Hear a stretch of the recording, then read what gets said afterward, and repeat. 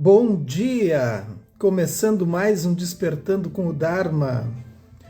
Hoje, dia 6 de setembro. Cavaleiro de Jorge. E esse maravilhoso Caetano com Cavaleiro de Jorge. Bom dia, Beatriz. Sem medo nenhum. Rosali, como é que tu tá? Tudo bem? E aí, Márcia? Tudo certo? O cavalo. Ana Tereza, como é que tu tá? Sempre mil pavões, força de beleza pura e simples, como uma onda no mar. Essa música é linda, né?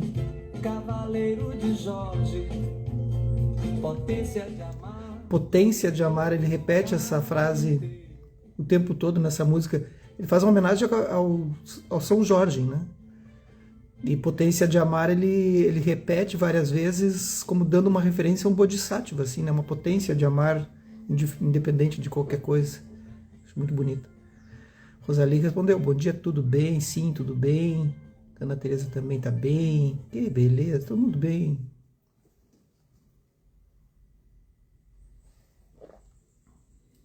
Tem um filme, né? Estamos todos bem. Muito bem. Bom dia, Ângela. Bom dia, Aparecida. As primas Aparecida e Beatriz. Bora lá? Terminar meu café.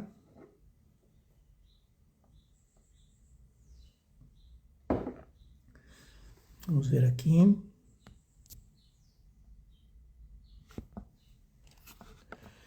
E a Ana Teresa pergunta, e você melhorou completamente? Não. Agora às 11 horas eu tenho médico de novo. Para a gente olhar os nossos exames que estão alterados.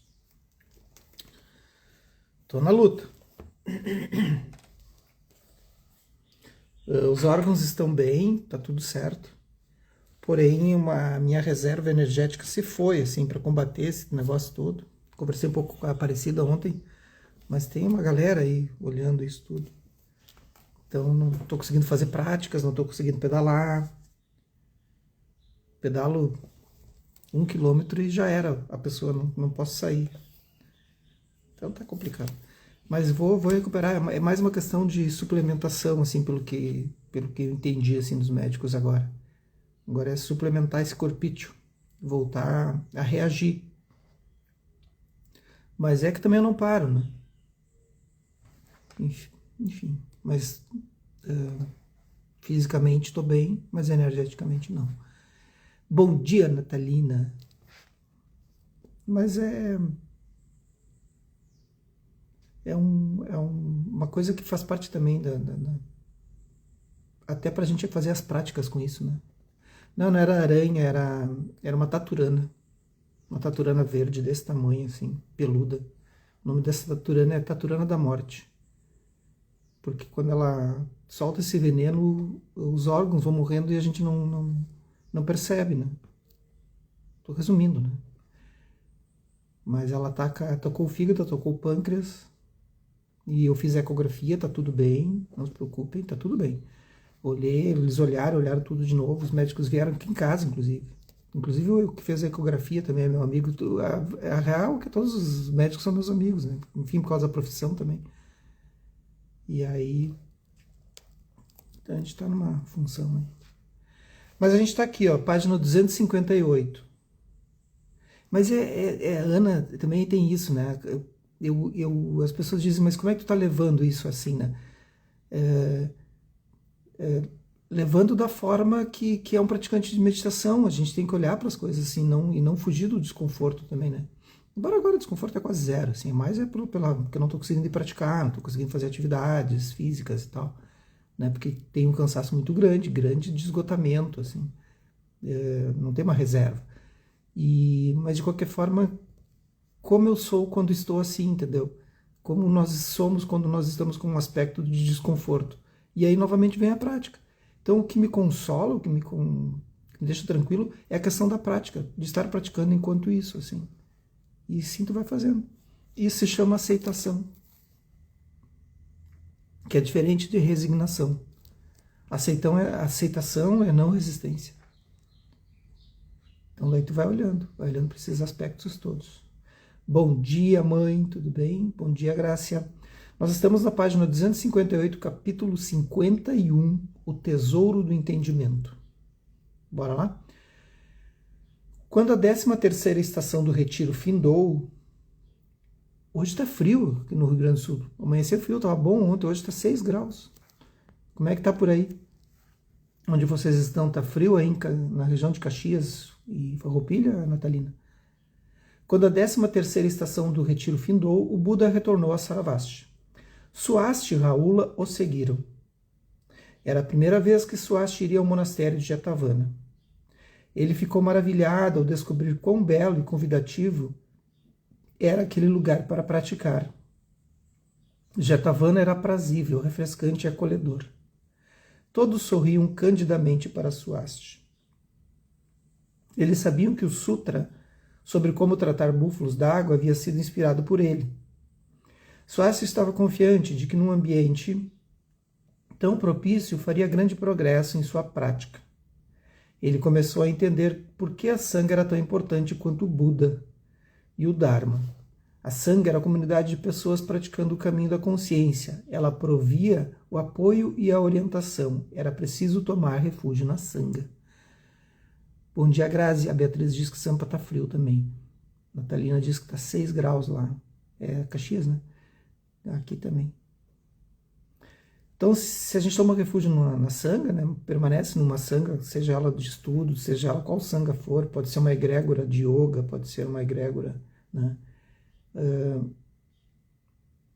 A gente, de qualquer forma, tá fazendo aflorar, no caso da yoga, o Shiva, que há nas pessoas, no caso do budismo, o Buda, o estado búdico, né? Então, o Thich Nhat Hanh vai trazer muito isso, a força da Sangha. Ele tem vários livros sobre isso, assim. A força da Sangha. Se tu tem a Sangha, tu tem o Buda. E se eu tenho a Sangha, eu tenho o Dharma. Rahula alcançou os 21 anos de idade e Sariputra conduziu sua cerimônia de ordenação. Agora ele era um bhikkhu completamente ordenado. E toda a comunidade se rejubilou. Venerável Sariputra devotou vários dias anteriores à ordenação, a dar ensinamentos especiais para o rapaz. Swasti o acompanhou durante essas sessões e foi igualmente beneficiado pelo ensinamento do veterano monge. Bom dia, Carla. Nos mosteiros, nos zendôs zen, duram vários dias, assim, são 7 dias, né, formais, assim, em que o abade, né, do zendô, ele fica com essa pessoa isolada. Bom dia, Marisa. Ele fica com essa pessoa completamente isolada, essa que vai receber a ordenação, né? E nós, o restante dos monges e preceitados e leigos, né, os leigos só surgem no último dia, a gente fica em práticas de meditação, em práticas de silêncio, durante todos esses dias, assim, em silêncio total, assim, né, a gente evita, cada vez que a pessoa, que é a monja ou o monge que vai ser ordenado, está com abade, a gente se refugia em outro lugar e não mantém contato com essa pessoa, nem pelos olhos, nem não pode ter contato, para não tirá-lo daquele lugar, assim, que ele está de prática meditativa, né? Então, às vezes, ela se desloca, né, da cozinha para o tal lugar, a gente se retira, todo mundo, para dar passagem. Esse ser está em um momento de, né, concentração total, assim. Então a gente evita todos esses dias, porque em algum momento vai cruzar alguns horários em que a pessoa está saindo do refeitório, a gente está chegando, né, a turma toda lá, 100 pessoas, né, sei lá. E é muito bonito isso. E aí culmina no dia da ordenação, que eu já comentei que é algo muito lindo, assim. Aí sim tu pode ter contato, é muito legal, muito bonito. Após a ordenação de Rahula, o Buda também passou um tempo a ensinar-lhes diferentes métodos de contemplação. Swasti fora convidado para estas sessões. O Buda ensinou a eles a contemplação sobre os 6 órgãos dos sentidos: olhos, ouvidos, nariz, língua, corpo e mente.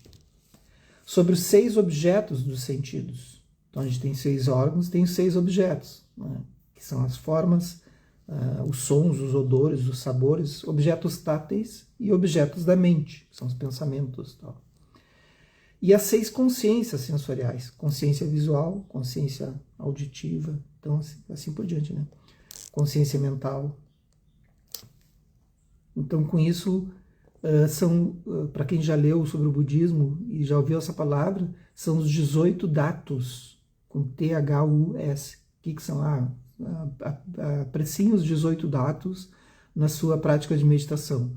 Então, eu tenho que observar a consciência visual, eu tenho que observar o próprio sentido físico, né? E as formas, né? Os sentidos, os objetos dos sentidos, as formas, sensações. Tal. O Buda mostrou a eles como olhar profundamente dentro da natureza impermanente desses 18 domínios dos sentidos, chamados de 18 datus. Eu não vi que ele ia falar aqui. Achei que nesse livro nem se comentava isso. Os quais compreendem os 6 órgãos dos sentidos, os 6 objetos dos sentidos e as 6 consciências sensoriais ou objetos internos dos sentidos. As percepções surgem devido ao contato entre um órgão dos sentidos e um objeto dos sentidos. Todos os domínios dos sentidos dependem um dos outros para existirem. Eles são todos impermanentes e interdependentes.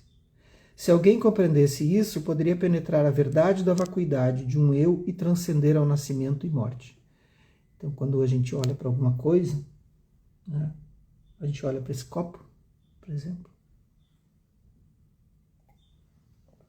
a gente vê o surgimento do copo.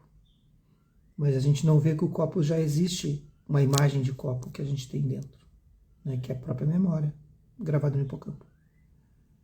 Mas só a memória não basta, tem as sensações junto disso. Então, quando eu pego o copo, eu sinto um pouco a frieza do toque, né, do vidro, as sensações que isso provoca em mim, as emoções que isso provoca em mim, os sentimentos, né? Então, tu vai tendo essa percepção toda e tu vai entendendo esse processo todo. Só que eu não percebo que isso é uma criação. Então eu vou começando a olhar para isso assim. Eu vou começando a olhar. E aí surge também gostar e não gostar. Surge todos esses aspectos, né? Para algumas coisas eu não dou bola, para outras que são mais resistentes, assim, para outras coisas que eu tenho aversão, eu sou mais resistente. E aí eu tenho quais os impulsos que eu tenho. Bom dia, Silvia. Aí quais os impulsos que eu tenho? Às vezes de largar, né? Às vezes de pegar. E é essas coisas todas que a gente vai observando na meditação. A gente vai se conhecendo. Isso é mindfulness. O Buda deu a Raula um ensinamento sobre a vacuidade do eu em grande detalhe. Ele disse, Raula, entre os 5 skandhas, corpo, sensações, percepções, formações mentais e consciência, não há nada que possa ser considerado permanente. Então ele vai dizer aí o Sutra do Coração, né? Tudo é vazio, né? Forma é vazio, sensação é vazio, percepção é vazio. E é vazio. Vazio de o quê? De uma existência inerente, de uma existência fixa, permanente. E nada que possa ser chamado de eu. Esse corpo não é o eu. Esse corpo também não é algo que pertença ao eu. O eu não pode ser encontrado no corpo e o corpo não pode ser encontrado no eu. Então, quando o Buda se posiciona dessa maneira, ele está colocando um posicionamento filosófico. Porque ele está dizendo, o corpo, tu não consegue encontrar um eu, né? Ou a consciência. Então tu não consegue encontrar no corpo, nem na mente, nem no cérebro. Então, mas isso aí tudo bem. Não, não é tudo bem, porque tem vários cientistas, vários posicionamentos filosóficos que dizem, a consciência está no cérebro. São somente sinapses neurais. O budismo vai dizer, não está no cérebro, não está no corpo também. Está por toda parte, mas nem está em toda parte também. Porque a consciência, ela se modifica, ela se transforma, ela se...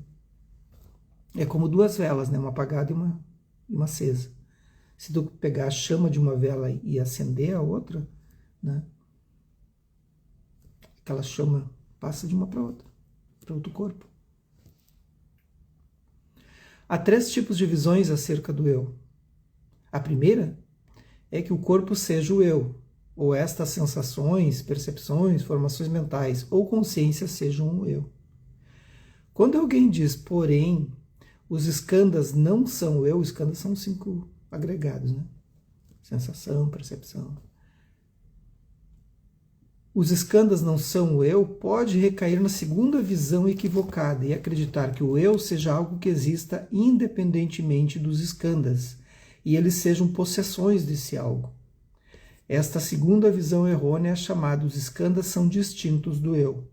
A terceira visão equivocada consiste em acreditar que há uma presença do eu nos skandhas e que há a presença dos skandhas no eu. Isso é chamado a crença na presença dos skandhas do eu um no outro. Eu sei que esse jogo de palavras começa a ficar complexo, mas é preciso praticar. É como qualquer conhecimento que a gente vai adquirindo, né? Não estou entendendo nada que tu está falando, né? É praticar, é pegar algo assim, e pegar um desses skandhas, um desses agregados e começar a praticar, um por um. Raula, praticar profundamente a meditação sobre a vacuidade do eu significa olhar dentro dos 5 skandhas a fim de ver que eles não são o eu, não pertencem ao eu nem à intersão com um eu. Uma vez que nós sobrepujemos estas 3 visões errôneas, podemos experimentar a verdadeira natureza da vacuidade de todos os dharmas. Então podem estar se perguntando, para que eu vou estudar isso? Para que eu vou praticar isso? Porque isso é o início de todas as nossas aflições emotivas. Tu está passando por algum problema agora? Problema emocional, um problema com a tua vida. Tu não consegue entender a tua vida? Se tu praticar sobre os 5 skandhas, tu vai perceber que isso tudo são aspectos que são impermanentes. Há momentos em que tu te conecta com algum aspecto, há outros que tu começa a compreender, mas depois que tu te afasta um pouquinho, tu começa a compreender a total fluidez desses aspectos. Aí tu começa a levar mais de boa a coisa. Tu vai levando mais de boa, mais de boinha. Mas isso a gente tem que passar por cima aqui, a gente está só fazendo uma leitura, né? Essas coisas a gente precisa praticar, tem que sentar e praticar. Hoje eu vou praticar sobre a forma. Como é que é a forma? Por exemplo, eu tenho muita fixação em imagens, né? Eu sou muito preso a imagens. Estou apegado a uma forma física. Sei lá, pega qualquer coisa. Então tu vai pegar e vai trabalhar isso. Eu sou apegado a qualquer coisa, a sons, né? A pessoa me diz alguma coisa, eu já fico, né? Trabalha, percebe que o som é apenas som. Então tem várias técnicas para trabalhar isso. Muitos dos monges do Buda cada um trabalhou um aspecto. Tem um livro, inclusive, que fala sobre isso. Cada um deles que trabalhou, o Sariputra, o Moggallana, né? O Ananda. Cada um deles conseguiu se libertar sobre um aspecto do skandha. Swasti notou como um bico em Jetavana chamado Tera jamais falava com ninguém. Ele sempre andava sozinho.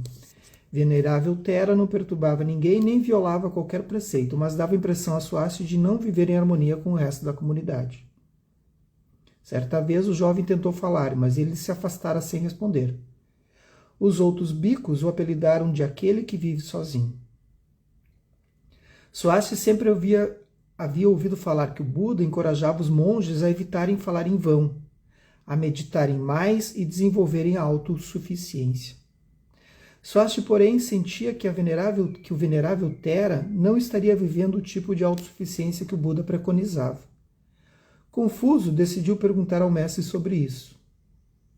No dia seguinte, durante sua palavra, Dharma, o Buda convocou o veterano Tera e perguntou-lhe: é verdade que você prefere ficar só e faz todas as coisas solitariamente, evitando o contato com outros bicos? Eu me lembrei de uma frase do Bukowski, que ele diz: existem 2 tipos de pessoas, evite ambas. Tá, exagero, né? Mas é que é Bukowski, né? Sim, senhor, é verdade. Você não disse para sermos autossuficientes e praticarmos a solitude? Então ele não entendeu bem, né? O Buda voltou-se para a comunidade e disse: Bhikkhus, vou explicar-lhes o que é a verdadeira autossuficiência e qual a melhor maneira de viver sozinho. Uma pessoa autossuficiente é aquela que vive em mente atenta.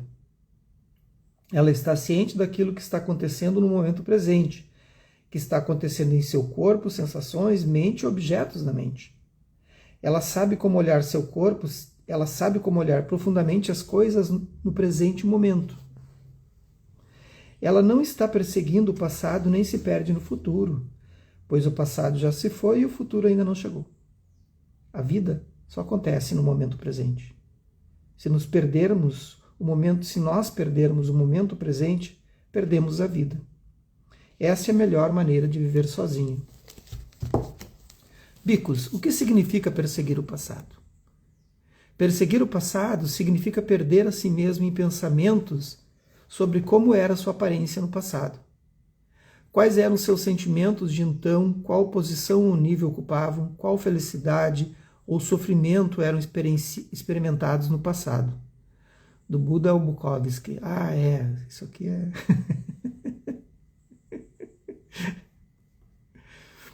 Dar vazão a tais pensamentos aprisiona você no passado. Bhikkhus, o que significa perder-se no futuro? Perder-se no futuro significa perder-se em pensamentos acerca do futuro. Então, fazer prospecções, né? Vocês imaginam, esperam, temem ou se preocupam com relação ao futuro, cogitando como será sua aparência, quais sentimentos possuirão, se vocês serão felizes ou sofrerão. Dar vazão a tais pensamentos aprisiona vocês no futuro.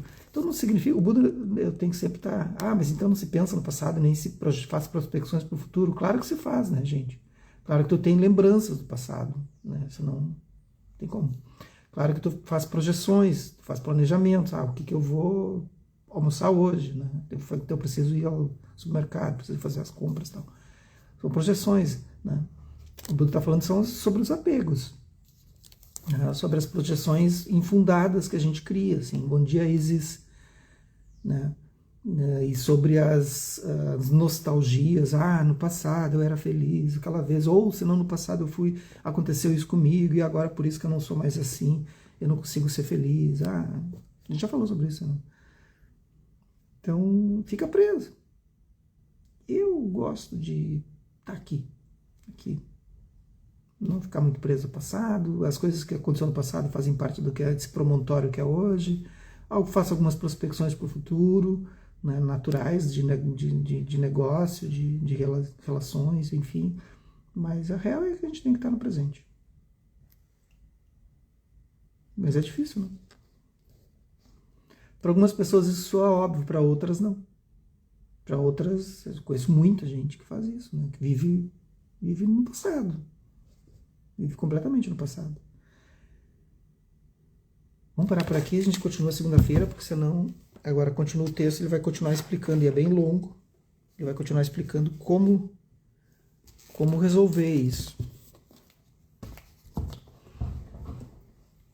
Fazer uma prática de estabilização.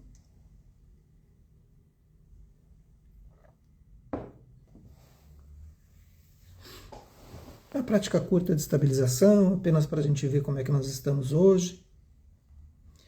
Como é que está funcionando esse corpo, como é que ele vai para... Esse veículo vai para o dia, vai para a sexta.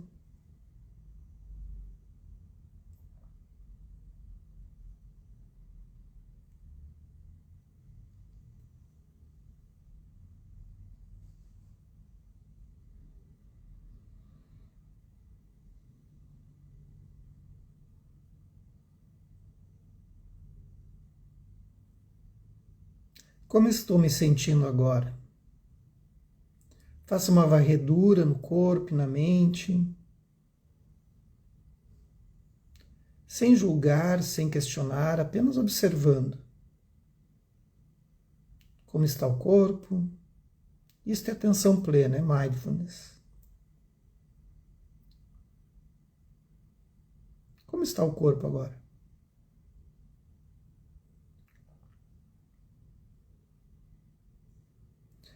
E como está o corpo em relação às emoções? Tem uma relação?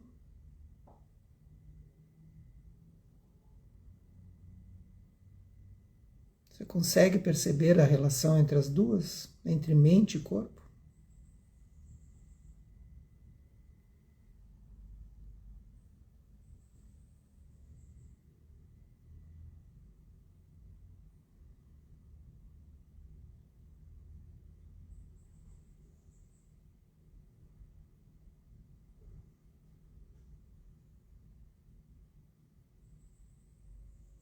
Observar sem julgamentos é mindfulness, é a meditação analítica, atenção plena.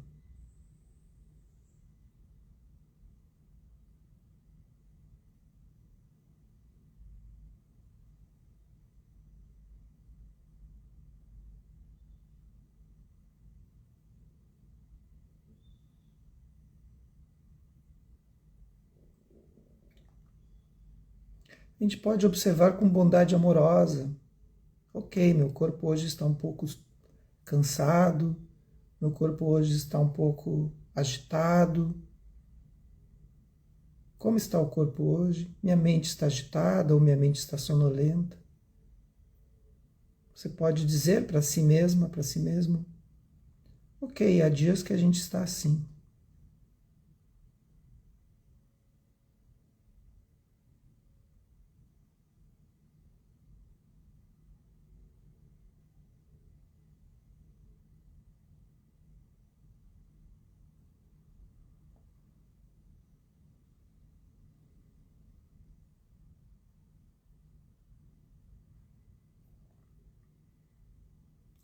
Aceitação não é resignação, gente. Pensem sobre isso. Que os méritos desse nosso encontro, dessa nossa prática, se expandem e toquem a todos, todas, todas, e que nós possamos nos tornar um caminho iluminado. Um bom dia para vocês, uma boa sexta, um bom final de semana. Aproveitem, bloqueiem bastante, sem moderação, façam de tudo, assim, toquem o terror. E aí depois, né, a gente vê como é que faz para corrigir, acertar ou não. Bom dia e até segunda.